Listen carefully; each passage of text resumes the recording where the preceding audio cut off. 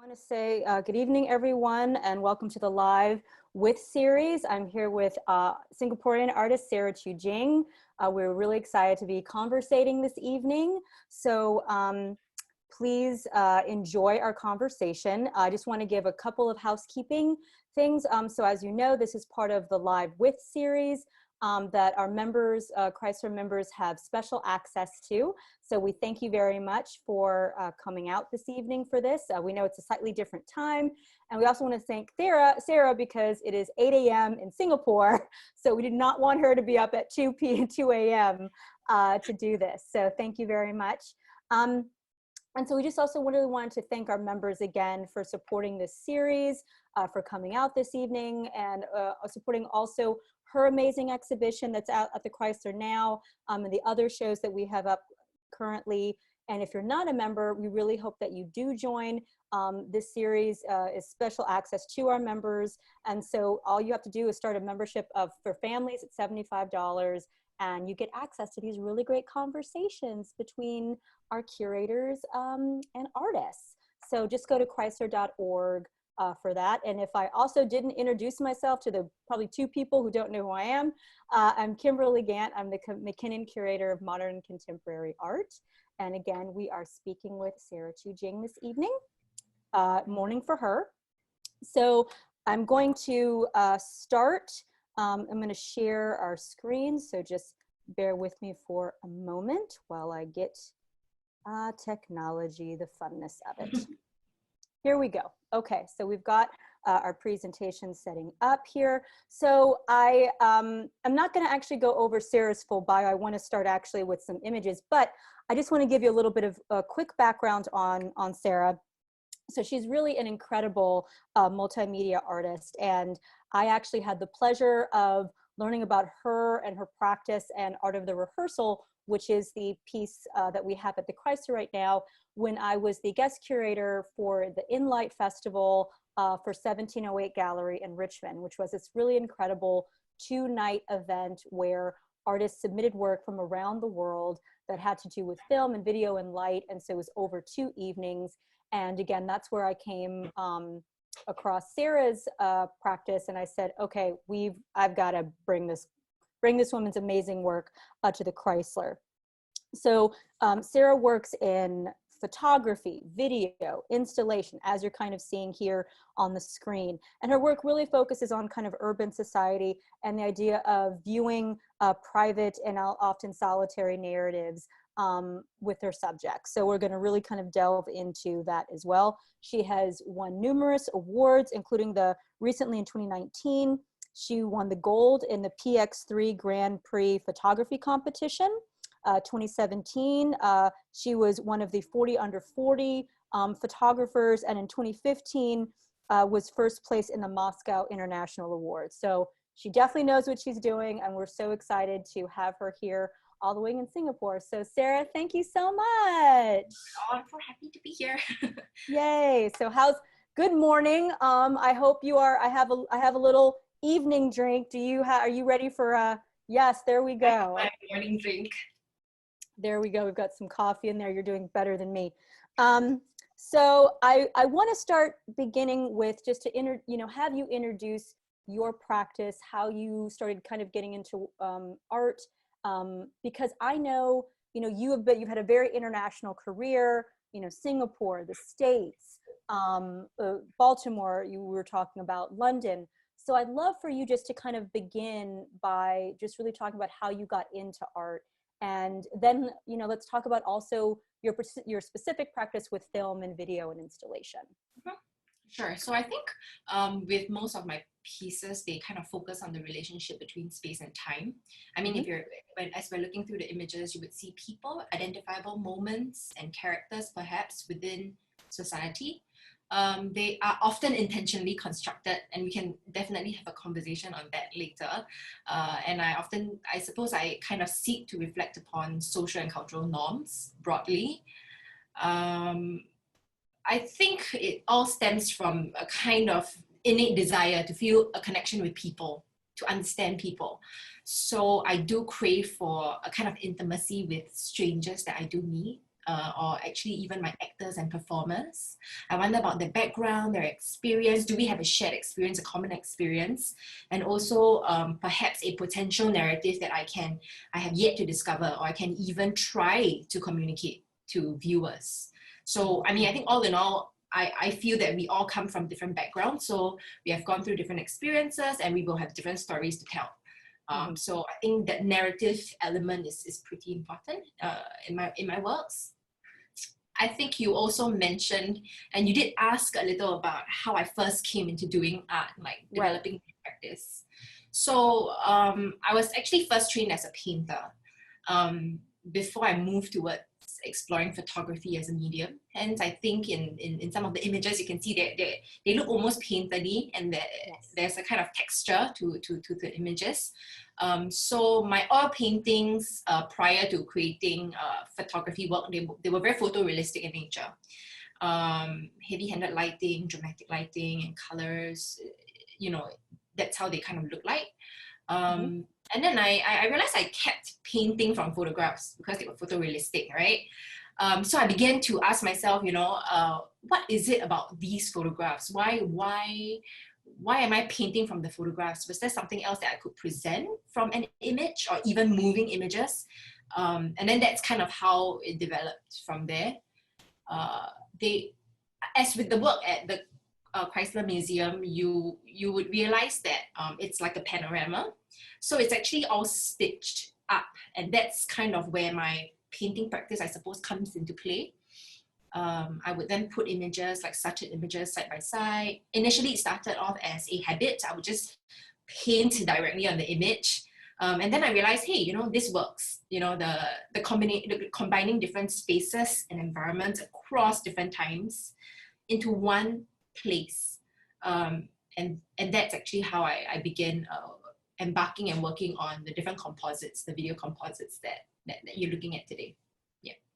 Thank you. So and I should have mentioned this at the beginning, but what I wanted to do was also, as we're looking at the PowerPoint, because the majority of the work is film and it's film composites and it's film stills, I wanted to actually, I've taken about 4 videos from what you've put in the presentation to kind of also just be able to have some background visuals as we're talking, so that we can talk a little bit about some of the techniques that you have been working on. So for example, this is your piece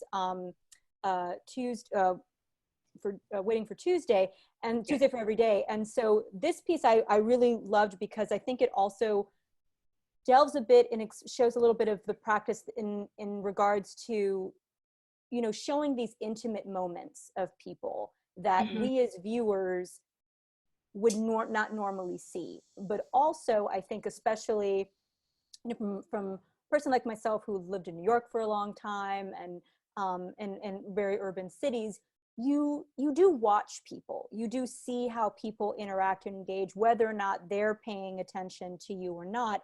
And I think this film is a great example of that, because you've got this you've got this apartment building, and you're kind of just seeing these glimpses into people's homes that you don't really know what the narrative is or the story. So I was, and I love that it kind of goes over this arc of time.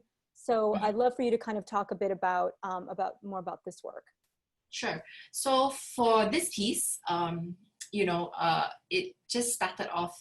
Okay, so I was before working on this artwork, I created the hidden dimension, which is the image that you saw earlier, the image that you were showing earlier, and that required a lot of direction from me as an artist. I was telling my talents or my characters where to stand, where to sit, what to do, and then I was recording them in a shared and common space, right?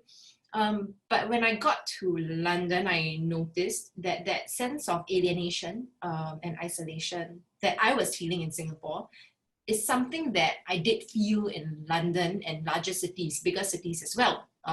You mentioned New York. I think, yeah, definitely. When I was in New York for a short period of time, it was quite interesting how in a city, everybody is so close, physically close to one another, but at the same time, we're so far apart. Exactly. And so I started working on this piece when I entered the minute I entered my apartment, my first apartment in London. So I opened the door and I noticed how close the windows were to my window. And that was something that was quite new for me. In Singapore, I mean, it's still quite spaced out. So there is a kind of privacy that's maintained.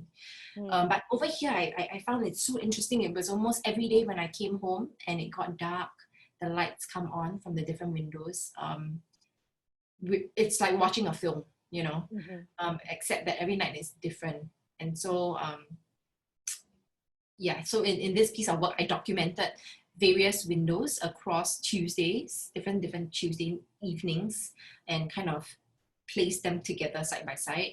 So I think for me, the sense of alienation and isolation is present, you know, and it can be just observed and recorded as is. You know, there is no need to stage that. Yeah. So in the video piece, will you be playing the video piece? Which video piece? Tuesday. Yeah. So that was we had that. Was that not up? No, it was not up. So it's just a still. Oh, okay. Hold on. I thought I did that. No, it's okay. No worries. I think someone, Gail, mentioned it in the chat. So okay, good. Thank you because technology people, we're working on that. Can you see? You can probably see the end of it now. Okay. Yes. All right. So hold on. Let's watch that again. Or at least watch some of it. So, or that was not. That's a different one. Okay, hold on a second. You gotta love when technology does not want to do exactly what you want. We'll stop this one and go back to. We have other films to show. But I really appreciated the story that you said about the alienation of that, because again, I think that that's something that so many people experience despite being so close to everyone, and despite being so surrounded by people and yet feeling so alone and so isolated from that. So so we're on the PowerPoint, right? We're still on the PowerPoint. Yeah. Okay, great. So Waiting for Elevator was another really interesting one for me, and I do have that video queued up. So for Waiting for the Elevator, yeah, it was interesting because the piece came about after I came back from London, when I came back to Singapore and saw Singapore with a fresh set of eyes. So, okay, are we seeing this now? Are we seeing the? We're seeing the slide still. Yeah, now okay, here's on the, okay, now we're on the video. All right, I'm getting this, guys. I'm starting, now I just gotta press, now we just play it. Okay, here we go. So what I also really enjoyed about this film was, again, that there's a way in which a lot of your work really is just showing very everyday moments. Like there's nothing incredible, there's no action happening, there's no kind of major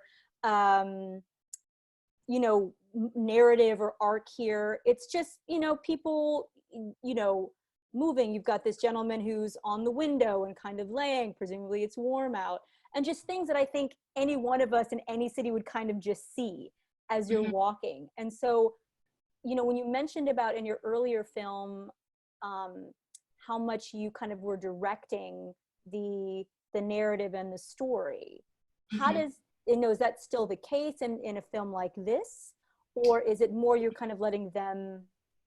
So in a work like that, I do feel that I'm still directing my viewers, not so much the performer, because I am recording these people who are subconscious performers, right? Their bodies are performing, but they're just not conscious of it. So they're not intentionally being a certain way, which I do enjoy. And that's what I really loved about them interacting with this space. So the interesting thing about this space is that it's called a void deck. And a void deck is actually, so the Singapore government, there's something called the public housing in Singapore, right? And the Singapore government basically builds these public housing. So it is, well, the public can buy it, can purchase the houses here, and it is kept at a lower rate, so it's more affordable. But at the same time, because Singapore is a multinational, multicultural kind of city, it's interesting that the government would actually limit the ratio of certain races in a block. So you have a block like this, and then in this block you can have, like, for example, like 60% Chinese, 20% Malay, 20% Indian, and then maybe like 10% something else, like another race, right? So the government would actually make that really clear, and so after doing that, they would actually keep the ground floor, which is what you're looking at now. They call it the void deck, and they keep it empty to encourage and promote interactions across the different races that are living in that building.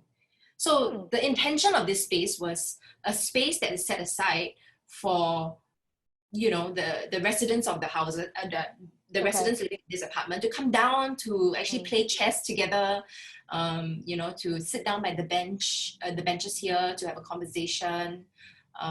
Almost like a hospitality suite you might find at a hotel. Yes, exactly. But I found it interesting because when I came back to Singapore looking at that space, I found that people were not really doing that. People were kind of just using the space as a place where they can just, you know, be by themselves. I didn't see much interaction, even when there were, like, for example, later you might see a shop, a little mart, you know, in that space. Everybody was kind of doing their own thing, which I thought was quite poetic, quite beautiful. A little bit sad, but I thought there's something about it that was quite beautiful. So that's why I decided to capture that and kind of stitch it together to present everyone with a scene like that. Yeah.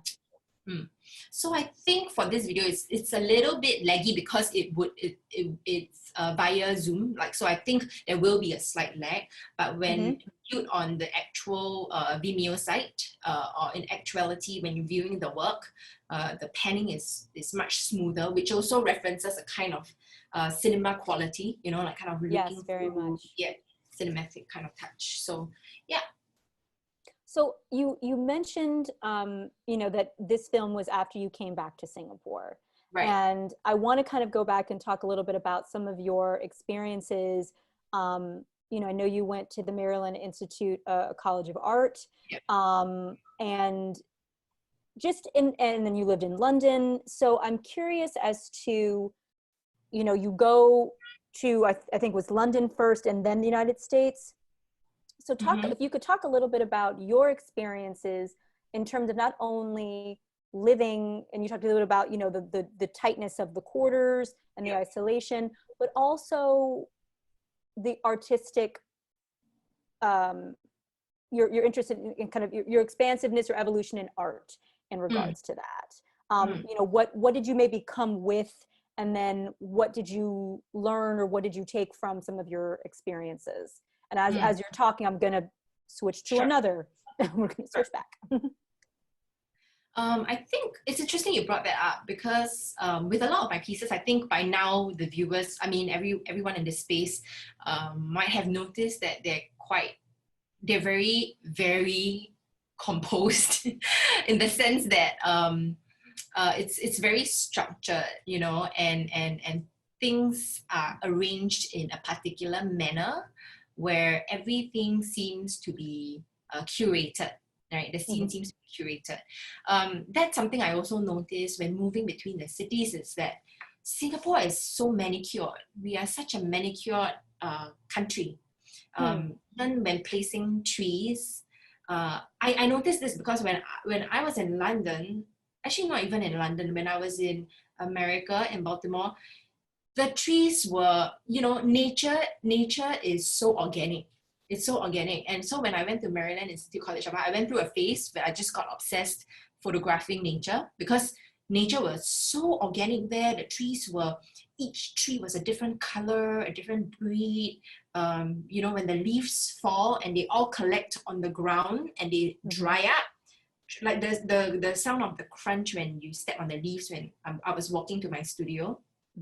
Wow, I've never experienced that before. In Singapore, when the leaves fall, at the end of the day, maybe in the evening or actually every morning, you would see the sweepers coming out to sweep the leaves away. So it's always very neat. There is well, it's so clean that you kind of don't really see much trash. Even though I'm sure we produce a lot of trash in Singapore, you don't see much trash. So I think that has really influenced the way I make my work and develop my practice. So when moving through the different cities, I still feel the compulsive need to document and kind of place certain things in a highly ordered manner. And I suppose this also adds to an uncanny kind of feel to the work, almost like contrived, almost clinical, but still grungy when I'm looking at the cities. Yeah. Well, I mean, it is interesting, I think, in terms of the first film, or I'm sorry, the second film, you see Singapore, so it does, I mean, like the streets were incredibly clean in the video. So, but I also think, there's a way in which I also find with some of your work, as we'll talk about a little bit later, as you talk, obviously, the cinematic quality, but there's your notion of that they're very painterly, I think is very appropriate, because there is such a high contrast, I think, in the light and the dark and the shadow. So like this beautiful kind of like the contrapposto, contrast and shadow effect that I think is just it draws you in very much into the work. And I think if we go to here, where your night, which another film I want to show. I think again, you see here in the film stills, you see this shadow. There's this kind of there's such a seductive quality. I mean, you use that word when we were speaking before, and it's so true. There's this beautiful, seductive film noir. Just, I'm like, ooh, what's gonna happen? I want to know more. I want to kind of see more. And so I'm wondering kind of why that idea of the, why is it important to kind of draw individuals into the work? I think with a lot of my pieces, they kind of reflect on not very not very happy moments, because there's a lot of loneliness, a lot of isolation. It's dark. It's a little bit sad sometimes. I find drawing people into the work is important. Almost that's, I suppose, my visual language, and it's my way of reaching out to my audience. Also, I think it is very characteristic of my practice, and it's very reflective of me as well. I think it's reflective of me as an artist, and also the environment that I was brought up in. A lot of my pieces seem almost like it could be a commercial for something, but at the same time, it's like, but is it? Because what is this work then selling? Or what is this work then trying to sell to the viewers? I suppose that's kind of where I'm at when I work with the images. The struggle and the challenge is always to decide how much of it should be seductive or pretty or beautiful, or how much should I clean up? So even when recording, say on set here, actually how much of the original place or space, how much of the original blemish of the location should I keep? How much should I take out? So in that sense, even though I think the directing and direction from me as an artist comes in different stages. So when I'm working with performers, I am sometimes kind of talking to performers, directing the performers. But then when I'm in a space like that, when I'm in a space with subconscious performers, I am then curating the environment. Do I leave the trash on the floor? Do I clean it up? Do I remove that from the space? And then when working in interior spaces like that, it will be, which take, we'll get the performer to do it multiple times. Which take is okay? How do I get them to evoke a certain emotion? So I hope I answered your question. No, definitely. I mean, I think, like I said, there's, you're trying to create a certain mood and a certain environment, but also letting the story, kind of flow in of itself. And, one thing I'm, curious also as I've been thinking is, when we were presenting the rehearsal, and obviously we'll show some stills in the video of that, was one of our biggest challenges, because we see the split screen here in this film. And so as we're seeing it on a computer, or as maybe we would see it, you know, on a movie screen, there's, you know, very specific technical things that you have to do to achieve that. And I know it was our first time working on a 3-channel video. And that was a new situation for us, because we have our black box space, which really has kind of one wall that's really large enough to show film. So I wonder if you can talk about, you know, what your rationale for kind of doing multi-channel videos, one, and then also what are some of the you know, kind of pros and cons, that some of the challenges with how you've had to present them and install them.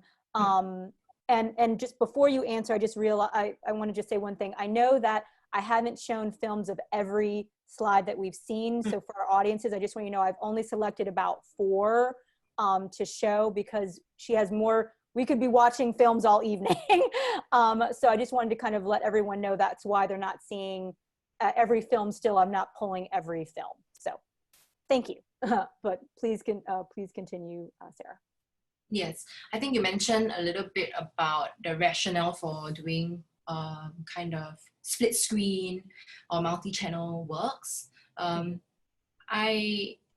It's so interesting that that question came up, because being trained as a painter, I've always worked with just one canvas. So I'm always painting on just one canvas. But even when working on a canvas, the canvases are usually quite huge. I think there's something about an immersive quality that I'm really drawn towards. You know, when something is immersive, it takes you into an alternate space. So it's like another dimension. You feel like you're kind of drawn into a different time, maybe even a different era. Just as with how, you know, virtual reality, augmented reality is kind of taking place now, you know, you have the Google glasses. Having things immersive, I think is quite important, and it's actually integral for the work.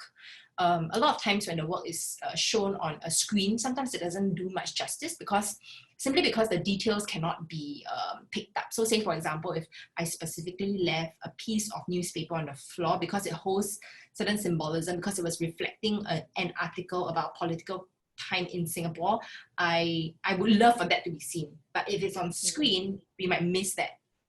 So hence, I think that kind of came towards, I kind of went towards that direction of working with multimedia kind of installation. And also the quality, the sound is very important. And yes. we cannot play it here, because also it would be too, I think, messy, you know, and distracting. But as with the art of the rehearsal, the sound is so important in the work. It's integral to the work. It can't exist isolatedly. It has to be kind of weaved in and appreciated together. So I think that's why I think the challenges also kind of draw me towards, you know, working with different channels, different multi-channel video installations. You asked about some challenges which I encountered. I think that is so timely, because when I was looking at the images that you sent over of the work installed in the black box, I was so happy, because, you know, with video works like that, you really need a black box. So the minute you have even like a gray box, the color changes, the saturation, the warmth or coolness of the image also changes. Having high lumens projector, creating the work, just finishing the composite on my computer or, on paper, it's not enough.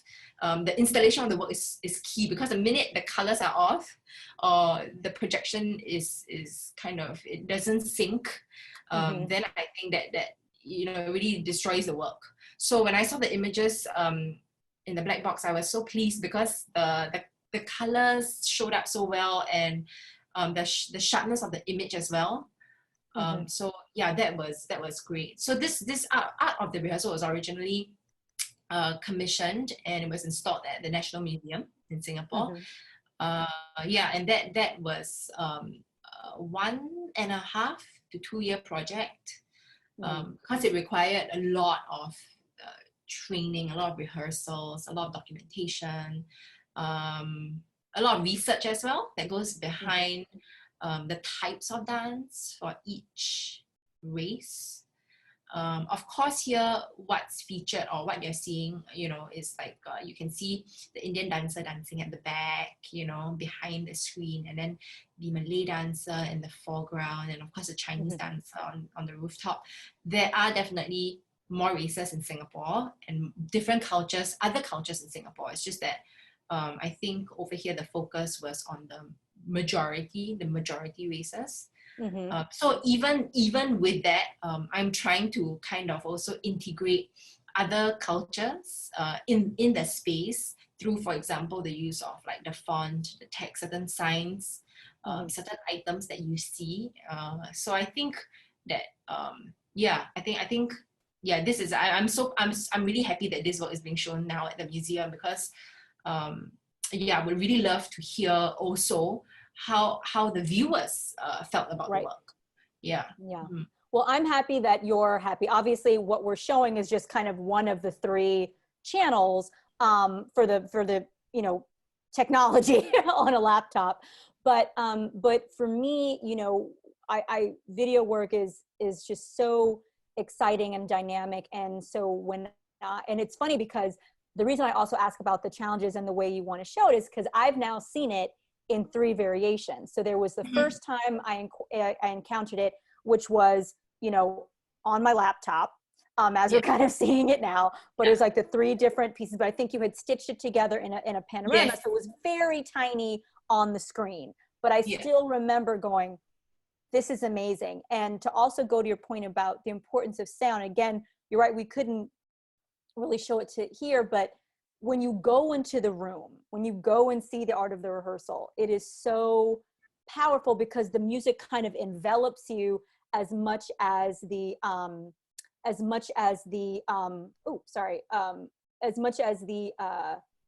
actual film does. So how important that is, just to be able to kind of see that. And so I think that, and then you're seeing it here. We're back on the PowerPoint, right? No. Okay, hold on. Yeah, no worries. Okay, we're back on the, hold on, let me get there. I apologize, everyone. I'm working, trying to switch back and forth has been a bit of a challenge. It's a new challenge, but it's a new challenge because, traditionally, if you were to, just show a presentation, you see like image after image after image. But if we're talking about moving images, like trying to show movement, I think that's, it's interesting new challenge.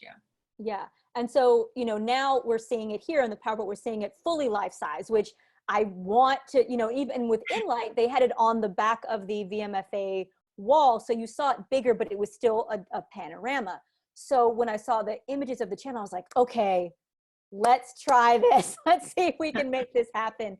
And it's not fully life size, but I do think as you come in, you get to just really, your eye just doesn't know where to, stop and start. And it just is a really, really powerful and exciting, piece. And so, I also, what's interesting, and then I want you to speak more, but so your piece is following an artist that we just had, Brendan Fernandez, who is a performance artist and a former ballet dancer. And the piece that we had was Mastered Form, which showed him performing for the first time with this apparatus on his foot. So it was really kind of funny that you're not seeing him. I mean, you're seeing an actual performance, but there was another piece called Andrew's Feet that showed Andrew doing ballet foot exercises. So there was very much a way in which he was revealing the kind of background of the ballet dance world, which I think is a beautiful but wasn't fully conscious decision in regards to then showing your work, Art of the Rehearsal. So, the idea that the rehearsal is still a performance, you still put your all into it. And I just really love that idea. And I'm really curious as to kind of why that idea, or how that idea really came to you in terms of how you formed it. Right. So I Actually, because this work is commissioned, Mm-hmm. the curator at the National Museum did tell me that because it's commissioned by the government, what they would really like, was for the piece to reflect Singapore and Singapore Mm-hmm. society and our culture.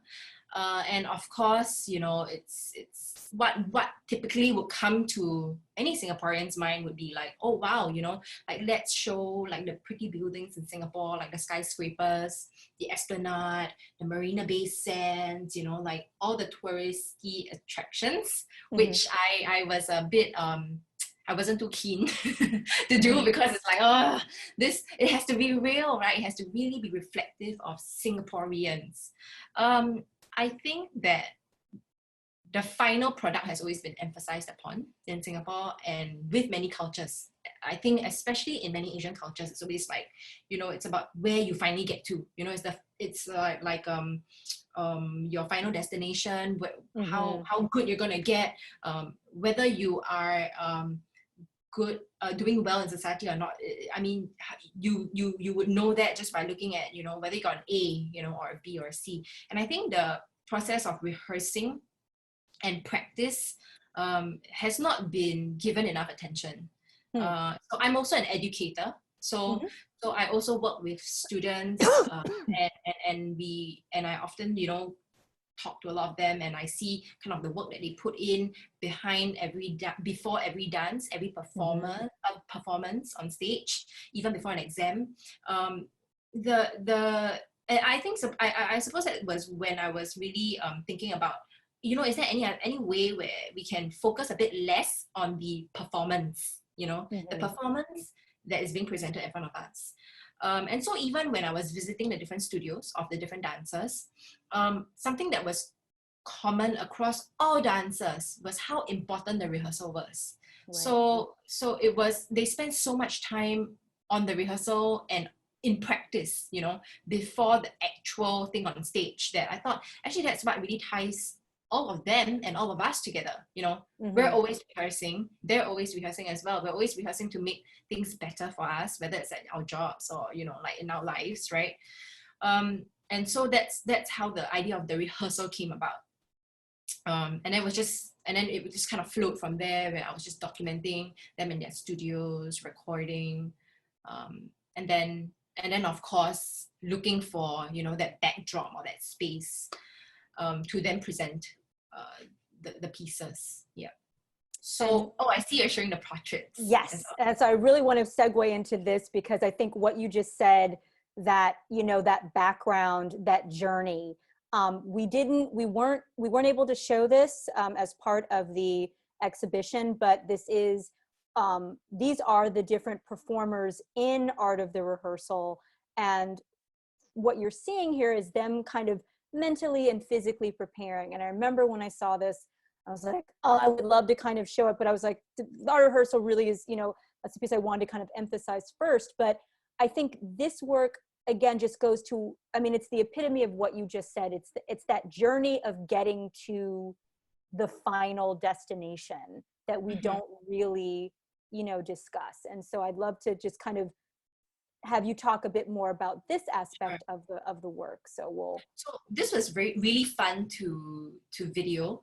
So I would actually I set up a one-way kind of mirror, so they would be able to see their reflections, and I can film from the other side.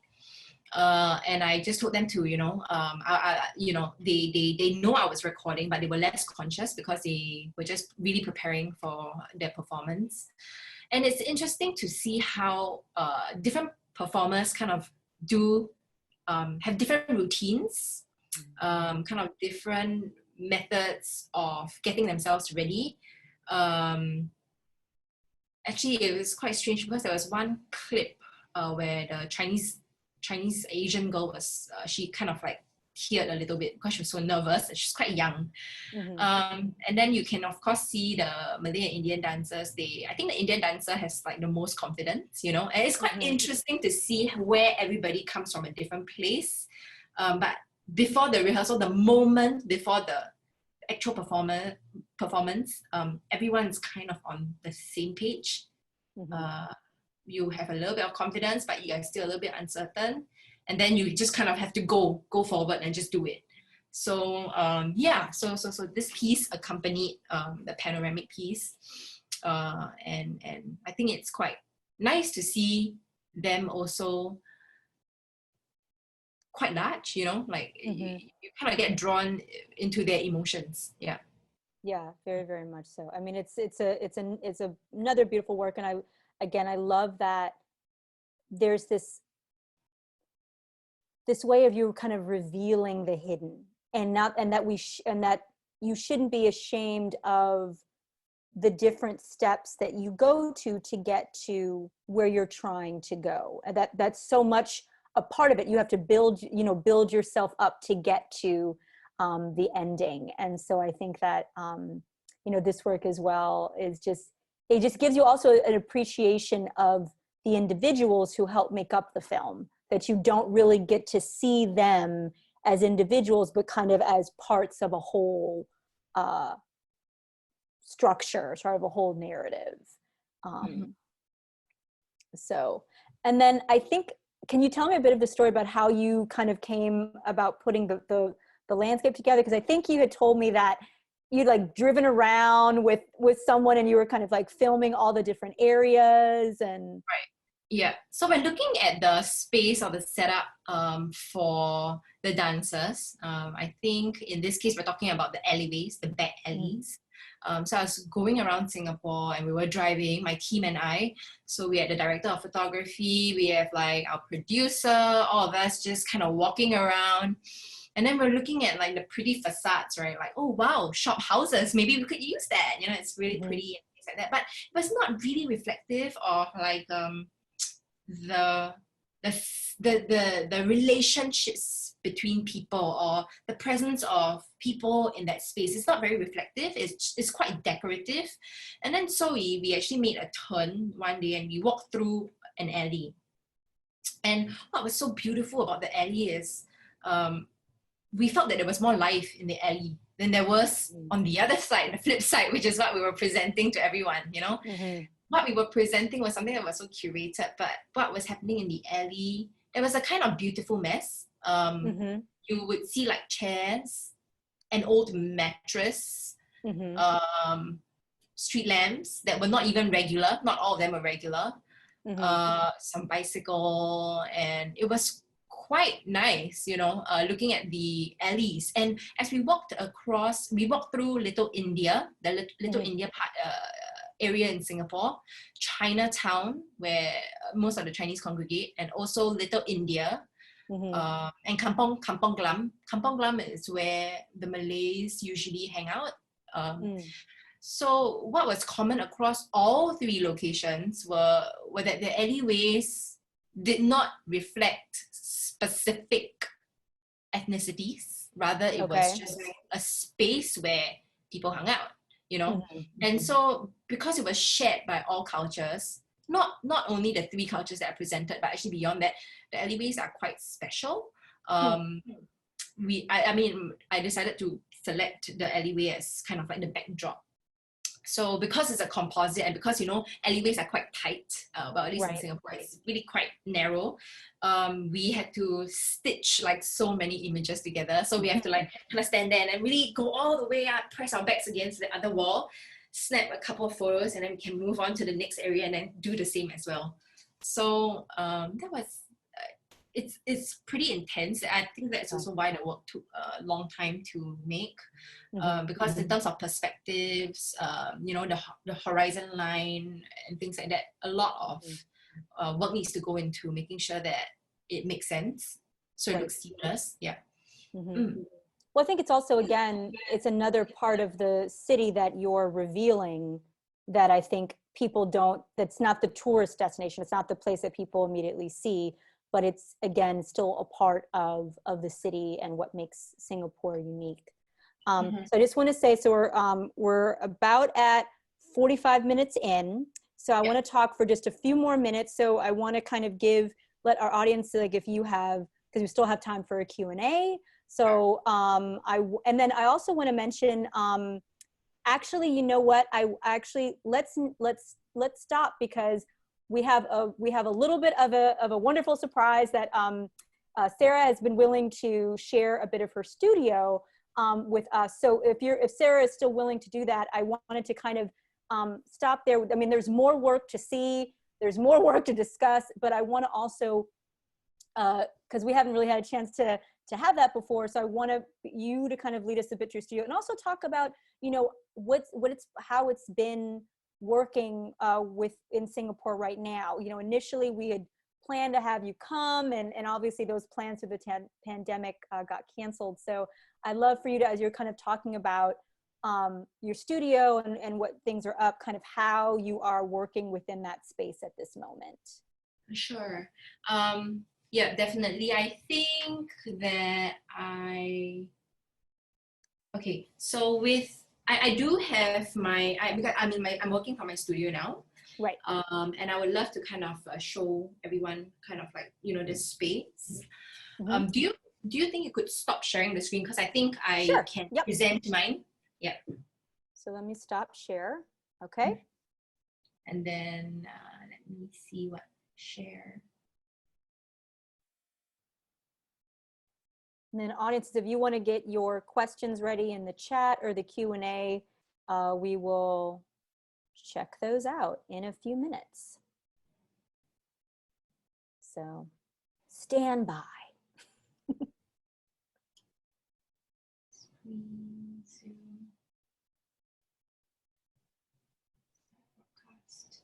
Just give me a second. Sure. Am I Okay, sharing? Yep, I'm seeing something. Seeing a Zoom. You are sharing screen. Yeah, I think I was trying to, I'm trying to, okay. I don't know if you are able to see where I'm at, like, you know, the other Sarah Choo. I can see it. Do you want me to I can see if I can make that a host. Yeah, if you can make that a host, or you can, or if everyone can see it. They can see it. They can see the other Sarah Choo. Mm-hmm. They see the desk now where my brushes are. Yes, I think they can see that. Yeah, all right. So this is my studio, it's where I work. So, so over the pandemic, I've kind of been just working on more performative more performative pieces, Mm-hmm. where I am getting kind of viewers I'm making art by engaging viewers at home. Mm-hmm. So I'm just gonna kind of bring you through. This is kind of where I get creative and whatnot. This piece, so this is an artwork that I am currently making. I've not talked about it yet. I've not shown it to anyone yet. But it basically involves me writing letters. So you would see a couple of envelopes here. I would write personal notes to different individuals living in the building opposite me. So this is actually the Birmingham Mansions. It's just directly opposite where I live. I know people dining a lot at home, and I thought, you know, it might be quite interesting to write them and ask them to participate in a dance. So at 8:30 p.m. to open up their windows, if they could, and just kind of embark on a dance, whether they are alone, you know, like this girl here, she's kind of like with a guitar, or whether they choose to dance with someone in the household, this dad and his little kid, quite cute. Yeah, kind of get them in their spaces, moving around, and then that's kind of where I'm at. Prior to circuit breaker, which is kind of like a lockdown, I was working on playground pieces where I would write notes to people to ask them to go towards playgrounds, give them a set of instructions and also some props, and then kind of watch and see what happens. Yeah, so that's kind of, you know, where I'm at. Nice. Ooh, nice view. Yeah. So I really love watching windows. I think like, so every night I just kind of stand here and just kind of watch people. My parents think it's a bit creepy, but yeah, it's fine. Yeah. So that's kind of what I've been doing over the break. I think not being able to, I think many creatives are kind of also struggling because not being able to get out of the house, you know, like how do we then make work? And then a lot of production stopped. So especially some of my friends who are painters or they do a lot of street photography, work on a lot of street photography, it's quite challenging because they now do not know whether they're allowed to, back then they didn't know whether they were allowed to step out of the house to make work because our line is kind of like, I mean, like when we're doing art, it's kind of like, it's not, yeah, it's like, you know, when is it work and when is it not work kind of thing. So that was something that I think people struggle with. I think, but I also think as creatives, it's something, I mean, we are able to work around challenges. So thinking of ways to kind of reach out. So for me, I think writing and giving my participants more control over their performance is something that I've learned to do. Yeah. That's great. Well, thank you for sharing that. I'm excited to see, and I know our audiences are excited to kind of see what you come up with. I love the idea of just the dancing, and especially because I think we've seen since the lockdown how many people, especially in high rises, it's been a way to kind of bring people together, you know, movement, song. I know all the, you know, the clapping at 7 p.m. in Italy for the essential workers. So there's like a beautiful, I think, call and response connection there. So I'm excited to see what happens. Well, we've got a few minutes left. So we've got some questions from folks. I'm checking the Q&A. Well, while people are kind of, you know, maybe typing some things in there, you know, one thing that I was also thinking about was how are people collecting video work? How are people kind of collecting your work and you know, beyond kind of a museum exhibition where hopefully you have the technology to show it well. How has that been for you? Okay, so because I don't usually talk about the video works or the sale of the works, but I think it is a very interesting question, and I think it's very apt as well because collecting video art is quite new. And I mean, Singapore, we're quite progressive, so there are some collectors collecting video work, but the challenge is always such that you know, you're buying a work. So say for example, I'm paying like $9,000 to $12,000. If I'm buying something like that, I don't want to be handed a thumb drive or a USB stick, right? So what I usually do is I actually will create like a video box. So this is for Where You All Night. And every box is different. Oh wow. So there'll be a thumb drive in here. And then you can basically see the design of the box. It's like that, and then it overlaps with this, where there are some clearer kind of areas. So for every video work that I produce, I actually do, because they are all in editions of 5, I actually do create individual boxes for each video piece. Oh, that's incredible. Yeah. So for example, for Art of the Rehearsal, because of the nature of the work, it's got to do more with like cultures, ethnicity, you know, things like that, and dance. It's like we created this treasure box, like almost like an old jewelry treasure box, and it's made of wood, and each piece is handcrafted, and then it's engraved as well with text. So every piece with customized boxes like that, I think collectors are more receptive to the idea of collecting video art. I do have private collectors who have even purchased one of my artworks, Accelerated Intimacy, and bought a storage unit in Singapore to house the installation. So there's serious collectors who will pay to create a space. So the exhibitions we made in like a random building, and they bring people over to look at art. Yeah. Great. So I would say in terms of the like people collecting video art, in Singapore there are quite a couple of individuals, not enough, but it's a good start. And Indonesia as well, you know, a lot of Indonesian collectors, they are avid video collectors as well.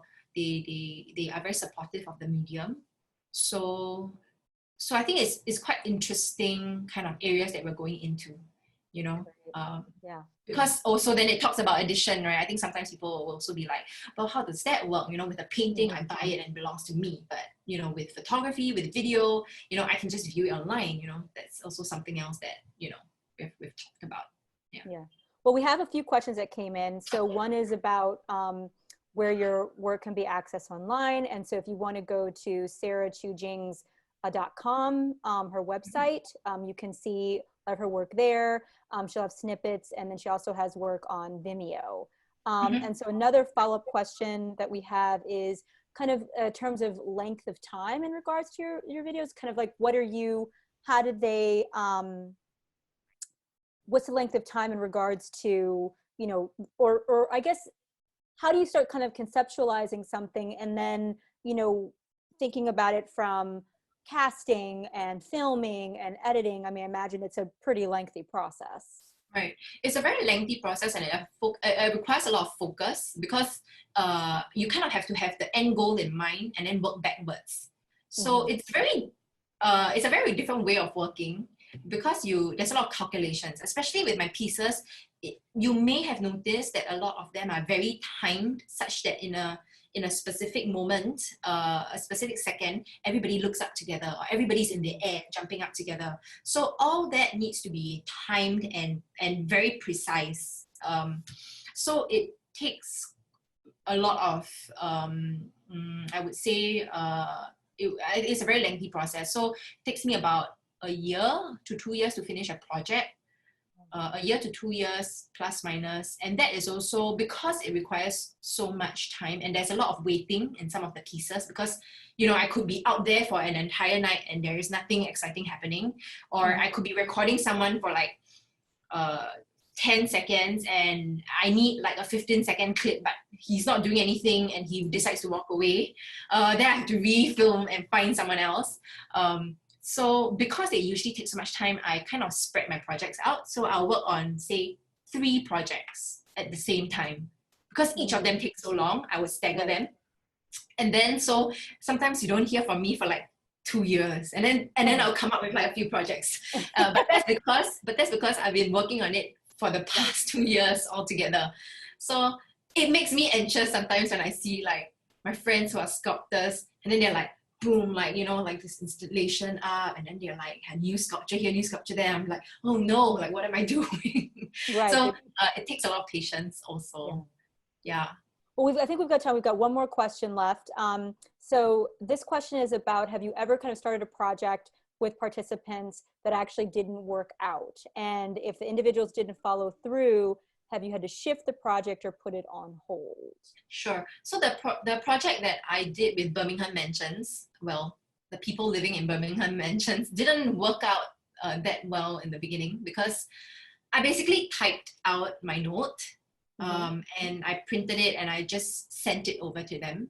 The problem is, I think, because I sent it via normal snail mail, it looks as though it's a flyer. So it looks like a flyer, you know. It looks like some trash, like trash email, and it doesn't seem important. So I think many of the neighbors did not even open up the letter. So I think they threw it away. Yeah. Gotcha. So that was a challenge, because when I was ready to film, no one kind of came to the window. And then that was done before circuit break. So when we were still able to like move around, and then I kind of had to wait and rethink the strategy.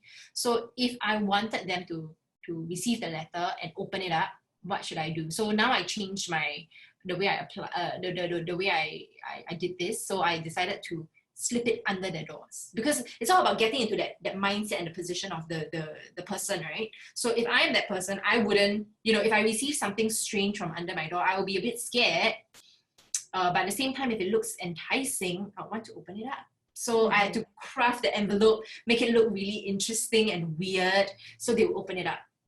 And also I realized that a couple of them did not participate because at that time they were not home. So now with circuit break, everybody is home. They'll be a little bit more receptive to participate. So I also revealed myself. I think a lot of them were nervous because they didn't know who I was and if I was just some weird stalker, trying to get images from them. So I did leave like my name, my contact number, and email just in case they are curious and they start Googling, my name. At least they know, okay, yeah, well, she's an artist. Okay. So yeah, so sometimes it didn't follow through. I mean, I've tried this. This is like the third or fourth rendition before I got some people appearing. So I usually just I would kind of think about why it's not working, like why is there resistance, and try to overcome that specific resistance. Gotcha. Yep. So it's not 9, but I do want to have just one last follow-up question. I know I'm like, it's 9 o'clock. But when you were saying about the Birmingham mansions and the fact that you're trying to strategize to working with these strangers, and you're a stranger to them, that seems to be that to me would be an incredibly vulnerable position to be in, as an artist. Like you're putting yourself out there, not just as an artist, but also as this individual, to say, hey, here's my contact information, here's how you get in touch with me.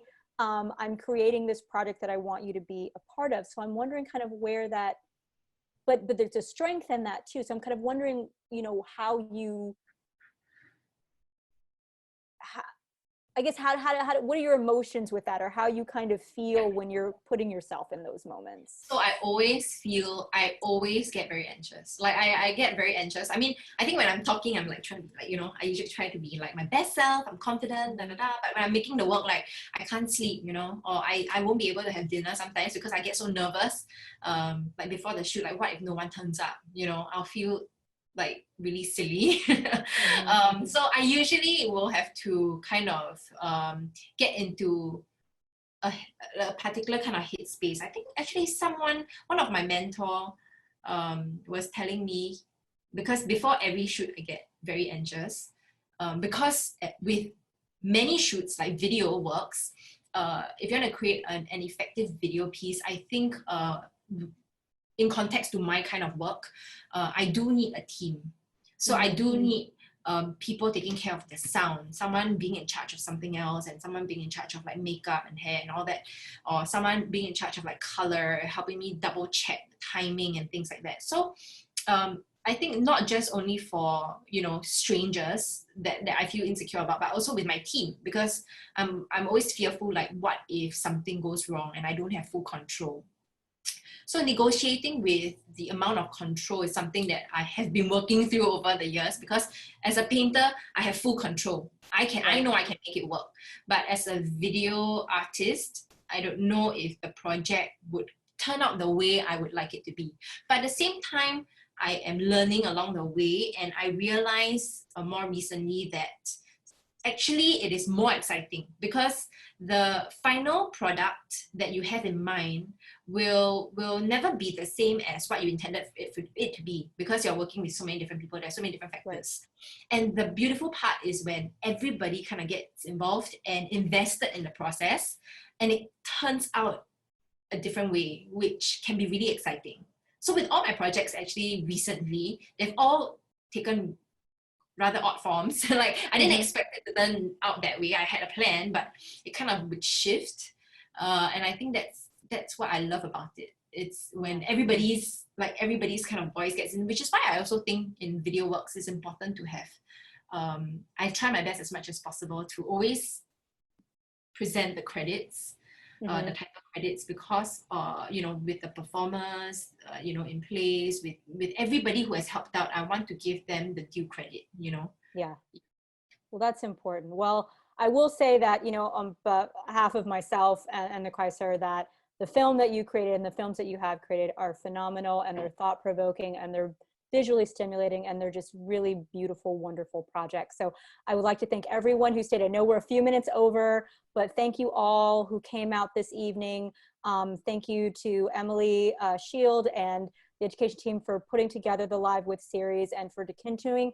I just want to end by also saying we have 2 more Live With series happening on November 15th. Carolyn Swan-Needell will be speaking with Judith Schechter, and Seth Feeman will be speaking with Alejandro Cartagena on December 13th. So please, please, please join us for that. And again, remember to go to chrysler.org to sign up for membership so you get free access to it, and share it with your friends and family. So everyone have a good night, and thank you again. Thank you, Sarah. Thank you. Yay, it was wonderful. So have a good rest of your Sunday. And good night, everyone. Rest well. Yes, thank you.